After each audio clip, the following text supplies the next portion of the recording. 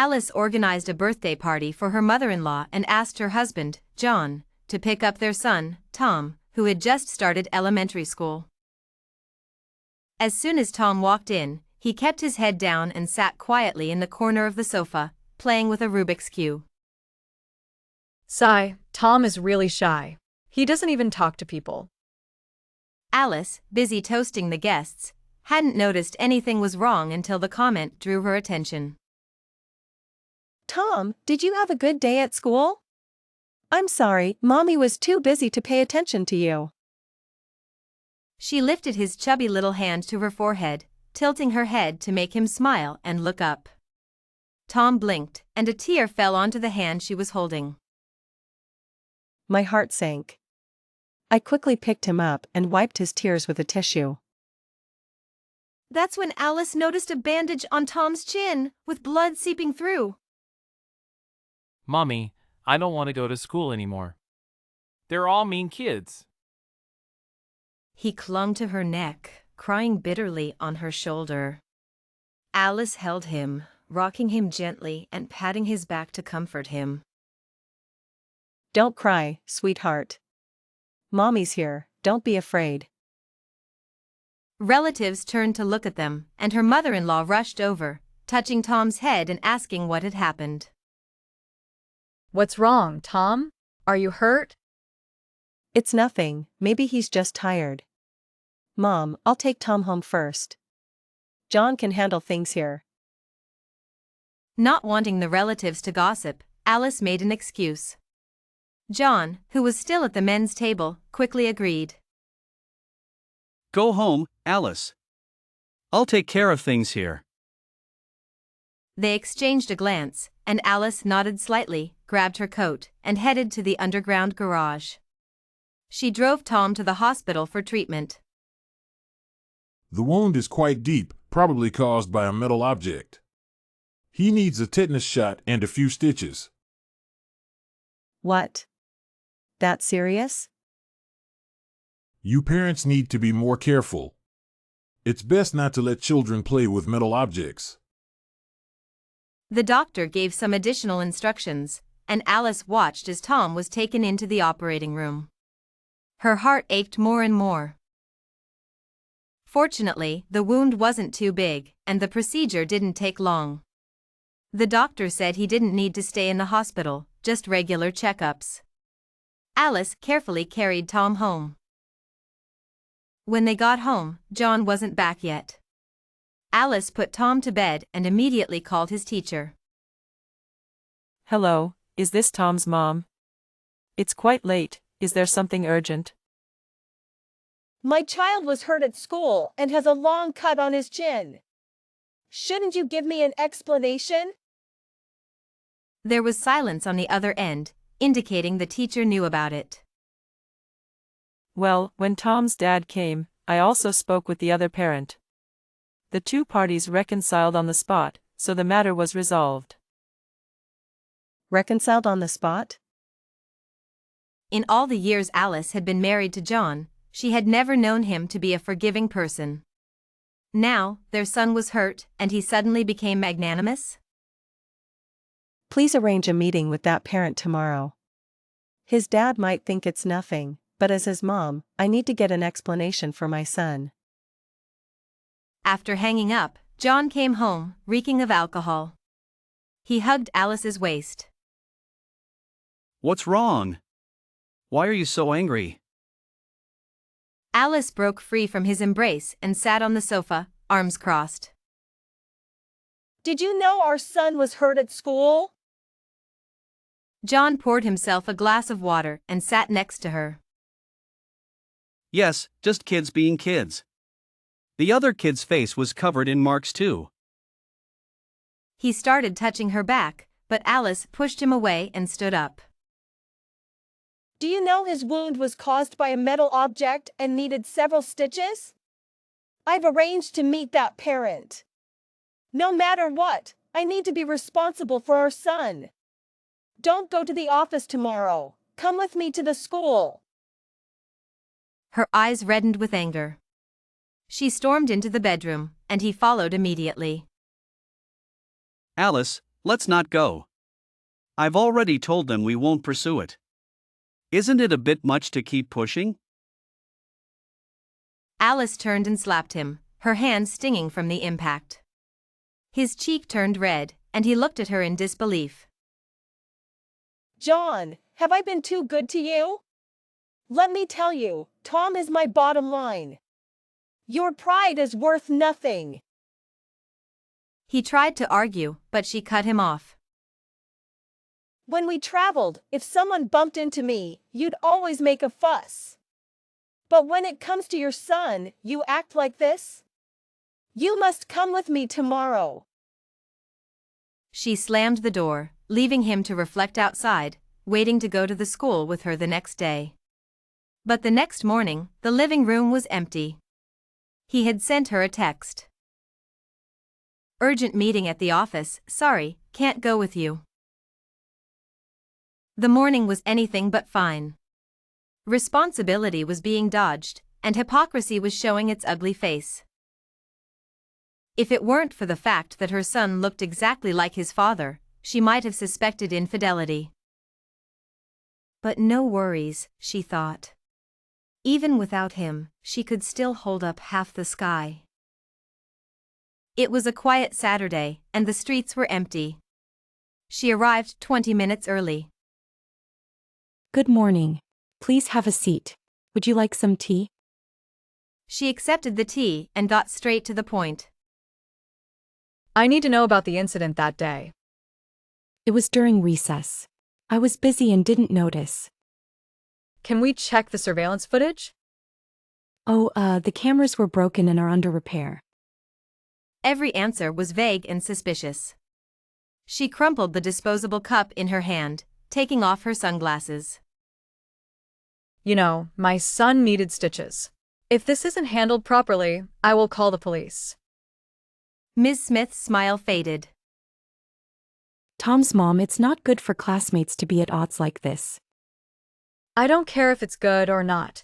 No one messes with my son. As they spoke, the office door opened. A woman in a red mermaid dress with permed hair walked in, looking fashionable. Sorry, I was just picking up my child from tutoring and got delayed. She was followed by a child about the same age as Tom. Tom's mom's heart skipped a beat, the child looked familiar. The fashionable woman sat down, and Tom's mom tossed Tom's medical report in front of her. The woman didn't even glance at it. Wasn't this matter already resolved? What's this about now? Oh, so you're just making trouble. How much do you want? I'll give it to you, just as an act of charity. Charity? Tom's mom stood up and walked towards her. My son was injured by your son, and you're acting like you're the victim?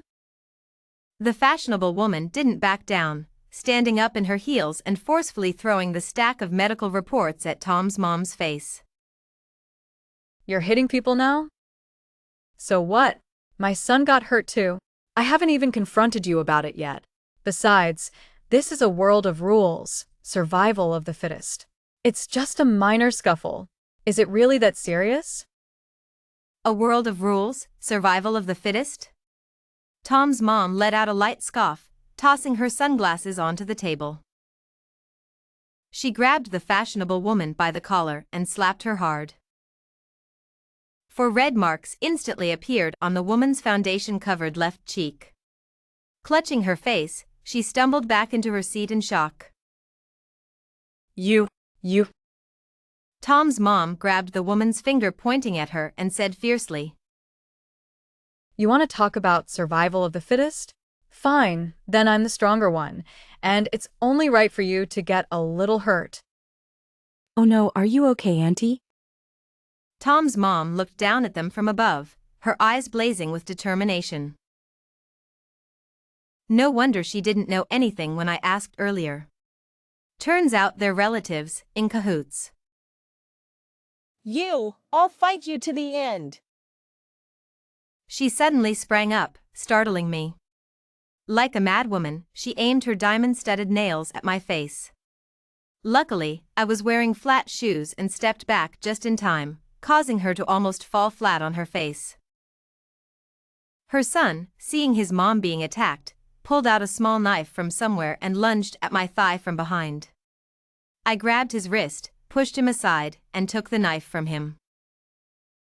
You disgusting woman, I'll make sure you regret this. His words shattered my worldview. Could there really be children born with such violent tendencies?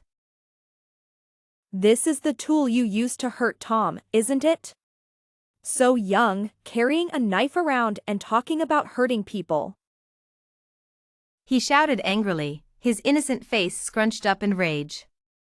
It was then that I realized who he resembled. He looked just like my late troublemaking father-in-law. You vile woman, I'll make you pay. The woman grabbed my hair, and I leaned back, punching her in the stomach. She let go of me in pain. Ms. Smith, seeing her aunt getting hurt, rushed over and bit my arm. I kicked her twice, and she backed off. As a teacher, you play dirty too, Ms. Smith. She glared at me and took out her phone to call the police. This place has no surveillance. Both of us are hurt, and we'll just claim you attacked us without us fighting back. Let's see if you don't end up bankrupt. I smiled and pulled out a voice recorder. All right, I'm ready to go bankrupt. Cancel it quickly. Why are you calling the police? She anxiously pushed Ms. Smith, trying to take the phone. I squatted down, dialed the number, and showed it to her. Here, I'll call for you. Go ahead. At the police station, I calmly gave my statement and handed over the voice recorder. After explaining the details, I left. Soon, Lily and Ms. Smith also came out. According to what you both said, both parties are at fault. Let's try to settle this and discuss compensation, okay? The police officer tried to mediate, but I remained silent. You should call your family. I raised my phone to call John, but then I heard a familiar voice on her end of the line. I got hurt. Are you going to do something about it? Where are you? I'm coming right away. That voice, it sounded just like my late husband. Before she could hang up, I quickly called John. The line is busy. The beeping sound completely doused my earlier anger but ignited an even fiercer flame. John. The room fell silent, and Lily looked like a frightened lamb, her eyes wide open. How do you know my husband? I grabbed her phone and took a deep breath. John, you've hidden well. Even the child is this big. No wonder I thought he looked like John's dad. The connection was here. It's not what you think, Alice, let me explain. Wait for my lawsuit. If I don't make you lose everything, I won't be called Emily. As I walked out of the police station, the sky had turned overcast. I stood under a small tree not far from the station, seeking a moment of quiet. Alice. There you are. John arrived, followed closely by Lily. The instant she saw John, the child ran towards him. Daddy! He was taken aback. The few of us just stood there, staring at each other. What a dramatic scene, the original spouse, the third party, and an unexpected child. You heartless man. When I found you, you said you weren't married. Lily rushed at him, pounding his chest with her small fists, sobbing angrily. Enough, Lily. Let me handle this. I let out a slight scoff and walked over to pull Lily away. John seemed to want to say something but hesitated. My heart was as calm as still water. With a swift kick, I struck his abdomen, knocking him down on the spot. Alice, wait! He looked at me in disbelief, trying to get up. I flexed my ankle and kicked him again. Cheating, huh? Keeping a woman behind my back? Each kick was harder than the last. Having the best of both worlds? Want to end it all? He tried to speak in his defense, but I kicked his jaw, silencing him. Someone stepped forward to stop me. It wasn't until I had enough that I came back to my senses. What are you doing? Hitting my husband. My chest heaved with rage. Your husband? You two are in it together. The onlookers, who had just been blaming me for hitting him, now turned their attention to Lily. Don't get worked up over a scumbag. What you need to do now is gather evidence and take him to court. Violence isn't the answer. Exactly, he deserved it. I wiped my tears and nodded. My son is still waiting for me at home. I can't lose my composure. I turned to leave, but John grabbed the hem of my shirt. Alice, enough with the hitting. We still have to live our lives. Live your life with your grandmother's leg. I retorted, pulling my shirt free and walking away without looking back. I left them to face the crowd's scorn. When I got home, the first thing I did was check on my son. Seeing him awake and reading a book, my earlier agitation subsided. Tom, what would you like for dinner? I walked over and held him in my arms, nuzzling his warm little cheek. Sweetie, does it still hurt? Mom, I'm not in pain anymore. You need to stay safe too. His chubby little hand touched my forehead, brushing away the dried blood scab. All my worries melted away in that moment. I gathered the marriage certificate, property deeds, and all our assets, packed our bags, and drove Tom to Mom's house. Dear, did that scoundrel John hit you? I always said he was no good. It's your father's fault for insisting he was ambitious. Just wait, I'll make him pay. As she applied medicine to my wounds, she voiced her indignation on my behalf. The more she did this, the warmer I felt inside, and I couldn't help but laugh. Dear, did he knock you silly? What are you laughing about? She touched my forehead, and I held her hand tightly. Mom, I want a divorce. Alice told her mother what had happened. When she heard that Alice had given John a good beating, she couldn't stop laughing. Sweetie, I think you should just get rid of him. A man who eats from 2 tables deserves the worst. She rolled up her sleeves, ready to go and confront him herself. It's okay, Mom. Just divorcing him would be too easy. That evening, John showed up. Outrageous behavior. Get lost, you scoundrel. John knelt at the door of their villa, shouting that he was wrong.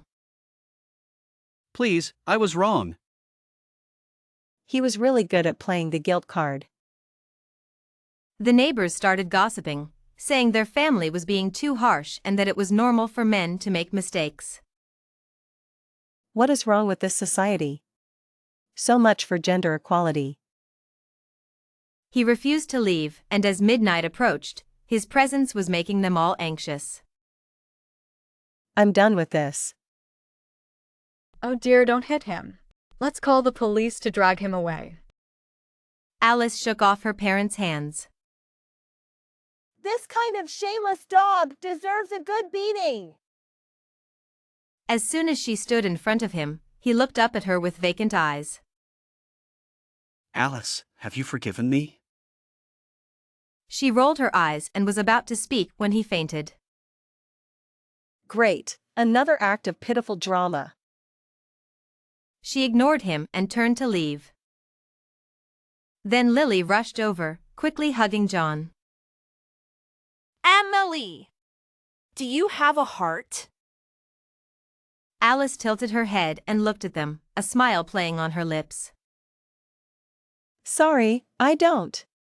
You're the saint, you take him away, haha. Lily was at a loss for words. Alice turned to go back inside, but then she heard John push Lily away and stumble towards her. Alice. I won't leave you. She was tired of hearing this. She pointed the mop at his mouth, and luckily he stopped in time, or it would have gone right in. Honestly, I was moved by you and loved you, but now I see through you. Then she turned to Lily. See? A man who only cares about his own interests, is he really worth trusting for life? John didn't want to divorce Alice because he was working on a big project with her father, and her father had entrusted him with more than half of the tasks. Alice, being an only child, knew John had been promoted by her father. If they divorced, all his efforts over the years would be in vain. To avoid disturbing her parents, Alice moved to the house she had bought before. It was also for better maneuvering, after all. Sure enough, someone came early the next morning. I initially thought it was Lily, but it turned out to be Mrs. Johnson. Ever since I married John, his mother had been very kind to me. She was a retired teacher, particularly sensible. I felt a bit guilty towards her. I opened the door for her, and we stood in silence for a moment before I invited her inside. I've heard everything, Alice.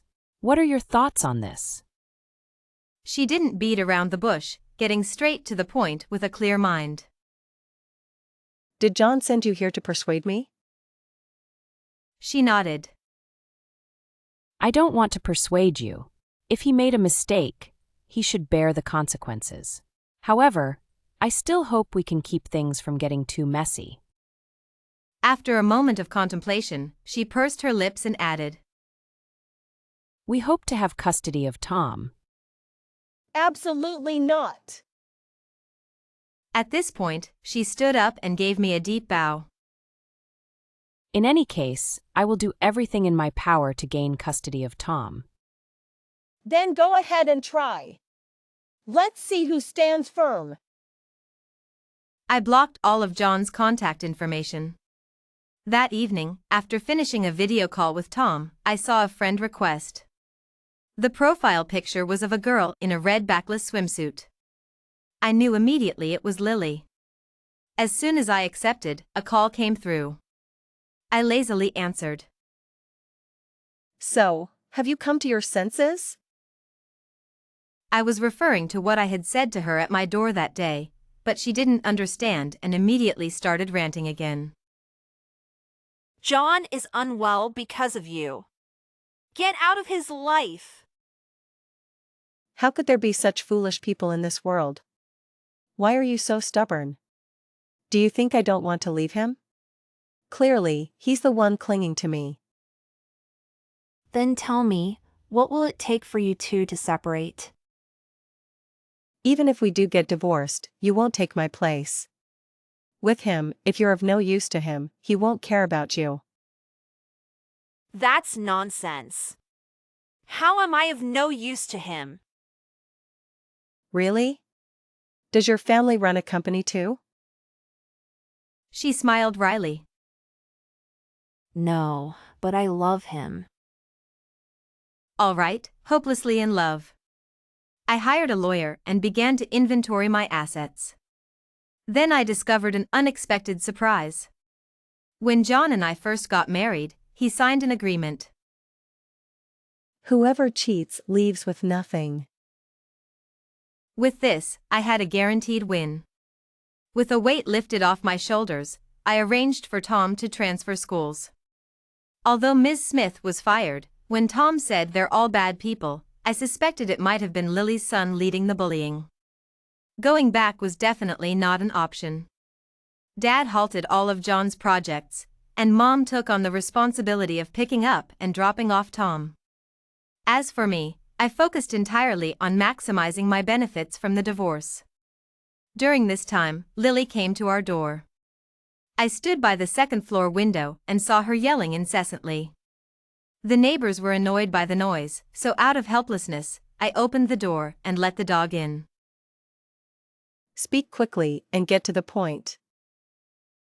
She bit her lip, her disheveled hair matching her expression, looking like a quarrelsome woman from a chaotic neighborhood.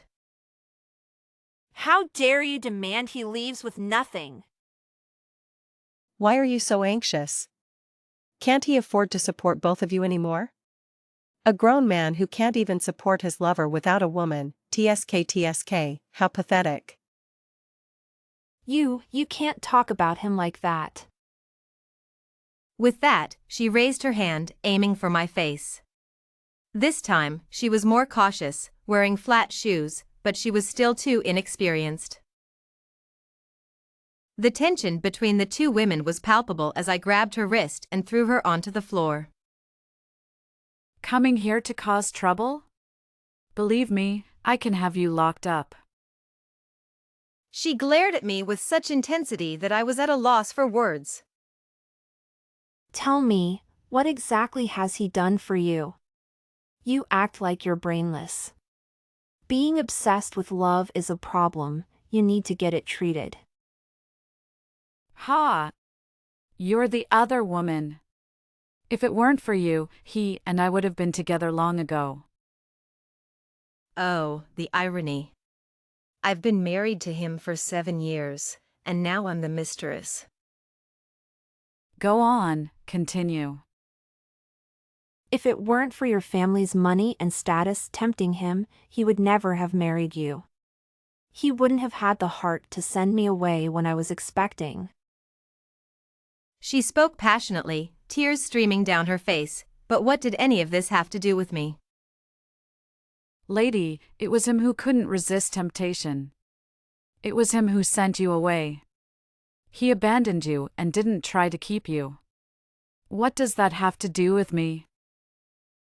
It's all because of you. How can you say it has nothing to do with you? I rubbed my forehead, trying to keep my cool. Did he save your life or something? Lily, her eyes blurred with tears, looked at me in surprise. How did you know? Back then, he appeared like a hero and saved me from a group of thugs. But you can't just kick him out with nothing. You were married, how can you be so heartless? She grabbed my arm, her voice trembling. I pried her hand off and stood up. Kick him out with nothing? The house you two are living in is under my name. Everything except him belongs to me.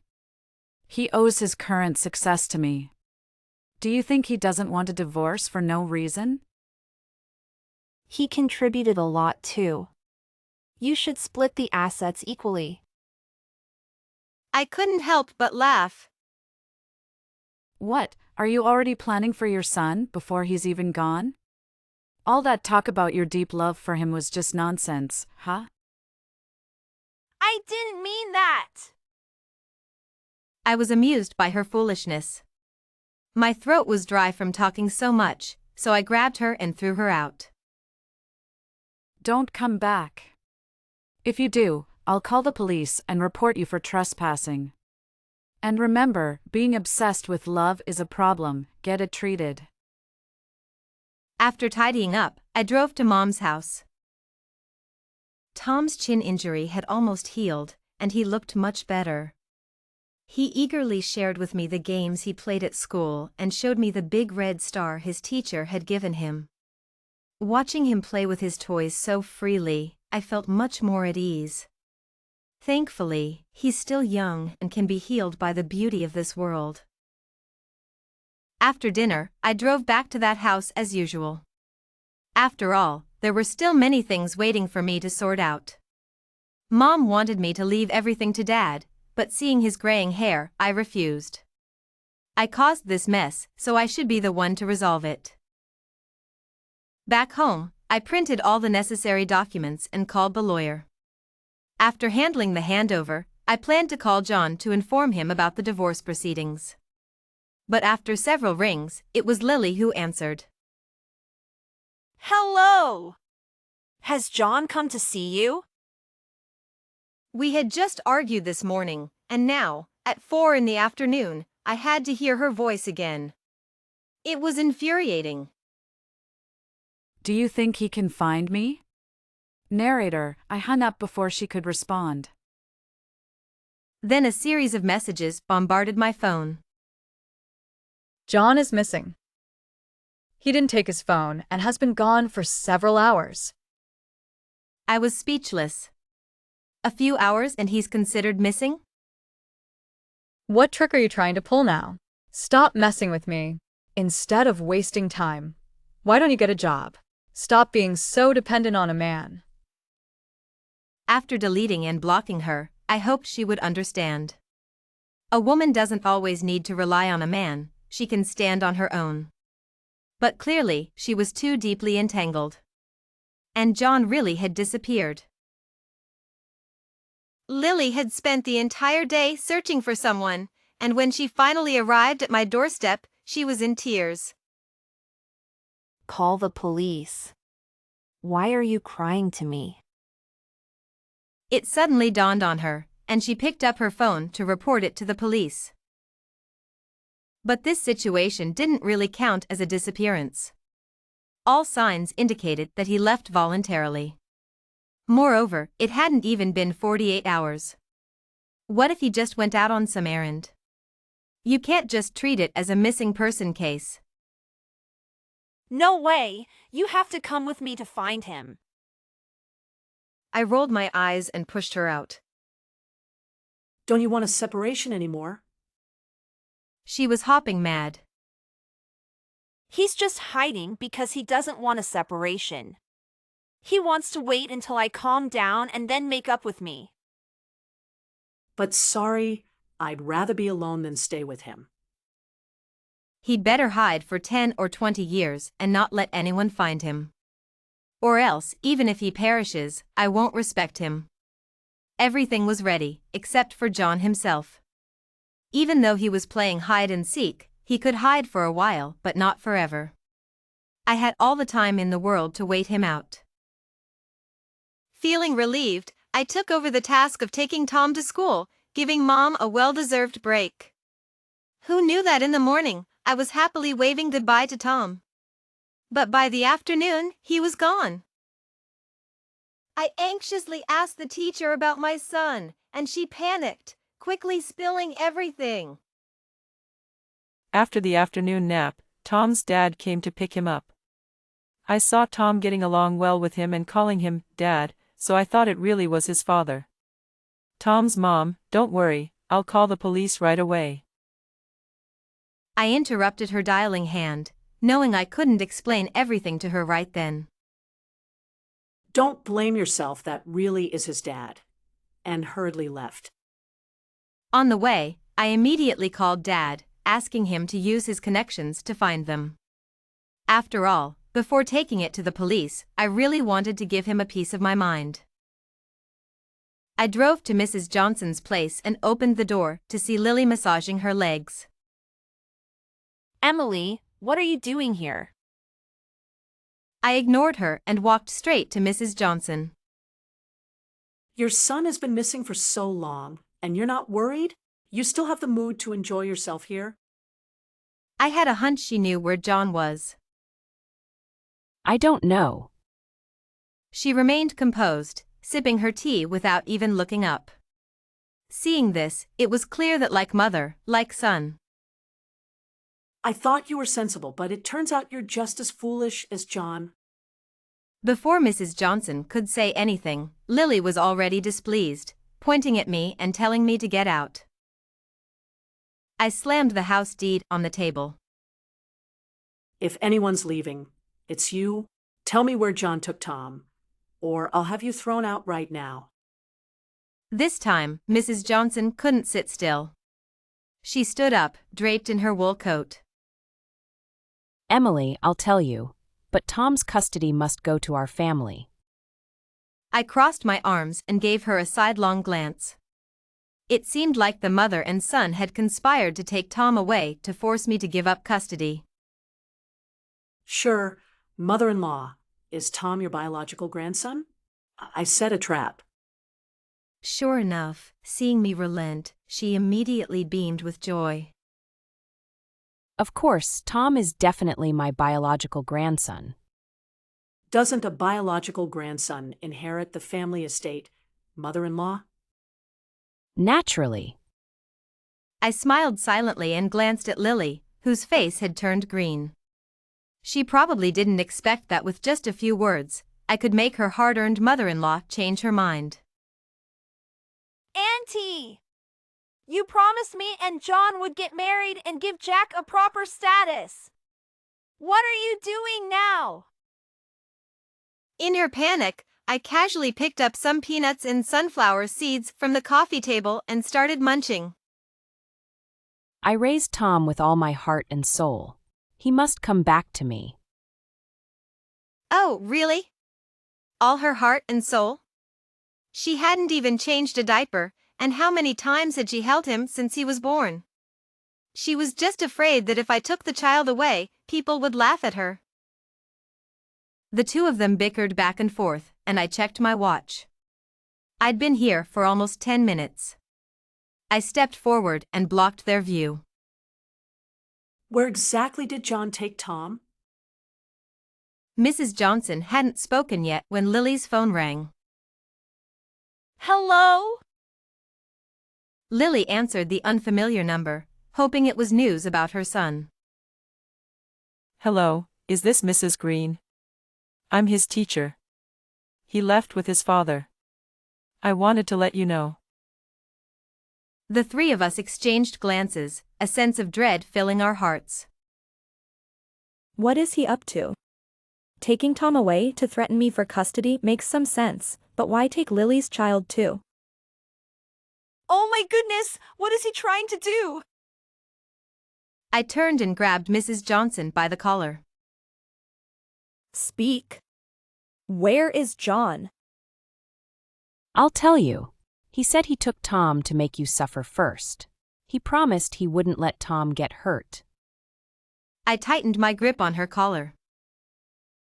He's at the eastern coastline. He has a place there. I immediately called the bodyguards my dad had arranged and told them to head there, then called the police. Leaving Mrs. Johnson behind, I turned and walked out, with Lily following closely. I'm coming too. I need to save my son. John might get desperate. Don't cry if he's caught. She kicked off her high heels and ran barefoot after me. I'll do anything for my son. As we neared the coast, the wind grew stronger. The bodyguards and police were already in position. I told them not to act rashly. It would be best if the situation could be resolved peacefully. John, are you in there? No answer, just the flickering of an old light bulb inside. Lily and I tried to enter, but she froze. John! Jack! She was about to rush into the sea, but I pulled her back. About 30 meters away, John stood in the water with the two children in front of him. The water reached the children's waists. If John wasn't holding them up, they would have been submerged. John, you scoundrel. Are you even human? I held her back like restraining a large dog. Stay calm. Don't provoke him. Seeing she had lost her mind, I slapped her hard. John, let's talk this out. I won't press charges. Just give me the children, and we can negotiate. I don't even want the property. Just let the kids go, and I can even give up custody of Tom. Don't do anything drastic. Hoping he would relent and release the innocent children, I laid out all my cards. Lily, now somewhat calmer, echoed my plea. Yes, I won't force you to marry me. Just give me Jack. I'm begging you, please. She knelt down, tears streaming down her face. Too late. I want you to watch us suffer. You all pushed me, humiliated me in public, made me kneel at your door like a dog. From the moment you married me, I became your family's dog. I stared at him, bewildered by how someone could change so drastically. But in that instant, I understood. Such a person lived in a self-made trap. Hardworking, ambitious, loving husband, perfect image. Once a flaw appeared, he would desperately try to fix it. If things didn't go his way, he would take extreme measures, fighting to the death. He began to move again, slowly lowering the unconscious children into the water. I signaled the police through my earpiece to be ready. He noticed my gesture and shouted, "Don't move!" Then he pulled out a small knife and held it to Tom's neck. "Emily, do you want to see whose hand is faster? How does it feel to be cornered? I want you to taste the despair."